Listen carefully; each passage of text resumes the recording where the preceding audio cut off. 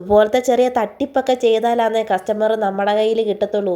വേറൊന്നുമല്ല, ഈ വൈറ്റ് ഫോറസ്റ്റിനകത്ത് കുറച്ച് നട്ട്സും ചോക്ലേറ്റും ഇച്ചിരി മിൽക്ക് മെയ്ഡും ഒക്കെ ഇച്ചിരി അധികം ചേർത്ത് കൊടുക്കുമ്പോഴത്തേക്കും നമുക്ക് പുതിയ പുതിയ കസ്റ്റമറെ കിട്ടുകയും വാങ്ങുന്നവർ തന്നെയും പിന്നെ നമ്മുടെ നിന്ന് വാങ്ങുകയും ചെയ്യും കേട്ടോ.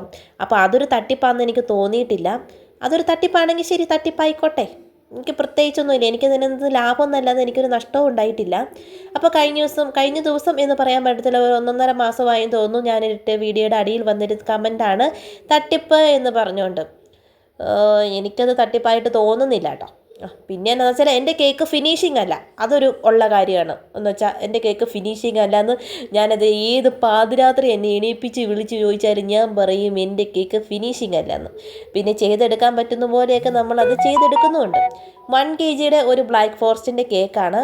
ഡിസൈൻ ഒന്നും പറഞ്ഞില്ല. കഴിഞ്ഞ തവണ ക്രീമിൽ വല വിരിക്കാനായിട്ട് നോക്കിയത് ശരിയായതുകൊണ്ട് ഈ പ്രാവശ്യം ക്രീമിൽ അങ്ങ് ഒതുക്കി. അപ്പോൾ വീഡിയോസ് ഇഷ്ടപ്പെട്ടാൽ ലൈക്ക് ചെയ്യുക, സബ്സ്ക്രൈബ് ചെയ്യുക കേട്ടോ.